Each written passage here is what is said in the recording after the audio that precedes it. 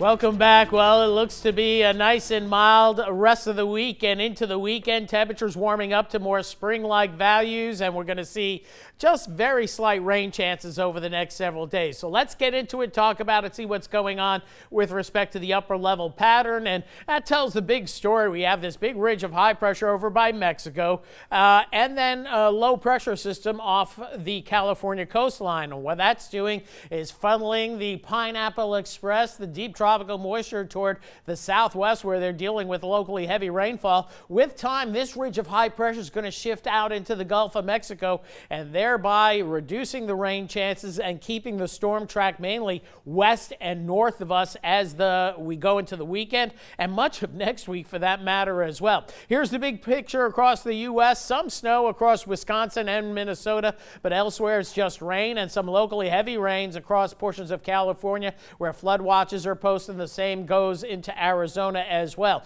Meanwhile, locally, we did see a scattering of showers across the area today. It was about a 40-50% type of day. Things are quieting down, and it should stay quiet for the rest of this evening, with the main issue being fog and FutureCast, the RPM model, doing a little bit better job of modeling that fog as it comes in. So fog clouds come in overnight tonight. It stays mild. Temperatures in the mid-60s. Then tomorrow, some of that cloud cover burns off, so I do think we'll see partly sunny skies for the afternoon. Temperatures getting into the upper 70s, we think. I'm going to go 78 for the high tomorrow, and then tomorrow night, kind of a repeat where the clouds and fog move back in. We see mild temperatures in the mid-60s, and then Thursday, after morning clouds, maybe a little afternoon sun, temperatures once again in the upper 70s, and no real significant mention of rain. I have 10% in there with all that Gulf moisture. You get some misty drizzles at times, and sometimes enough to wet the ground, but you need a significant amount of that to really wet the ground.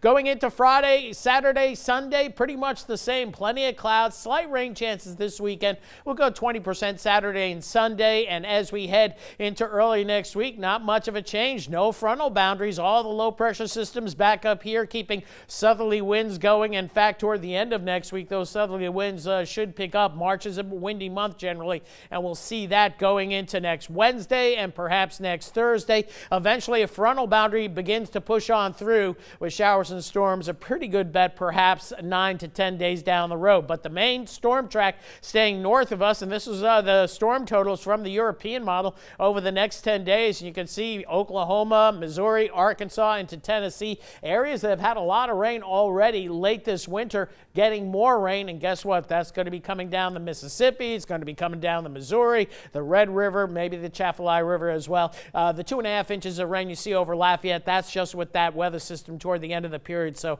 we're not sure if we're going to buy that quite yet, but nonetheless, wet to the north of us. Temperatures tonight, mid-60s your low. Tomorrow we'll get into the mid to upper 70s with little change as we head into Thursday. And the story tonight is going to be fog. Visibility is dropping down to a quarter mile or less in many spots across the area. So keep that in mind for early morning travel plans. We get a break tomorrow and then maybe some more fog tomorrow night, although the model's not going gangbusters on the fog like it is going for a pretty good signal for fog for tonight. So fog in the morning, clouds in the morning, and then a little bit in the way of sunshine in the afternoon. 78 the projected high for tomorrow. And if you like 78, you're going to like Thursday as well. 79 fans, you got Friday, Saturday. If you head into the weekend, temperatures getting into the upper 70s to lower 80s, and that's where they stay into next week with the possible increase in that chance of showers and storms and maybe a front come the latter part of next week. But quite unusual when you're talking about March and you're saying 8 or 9 days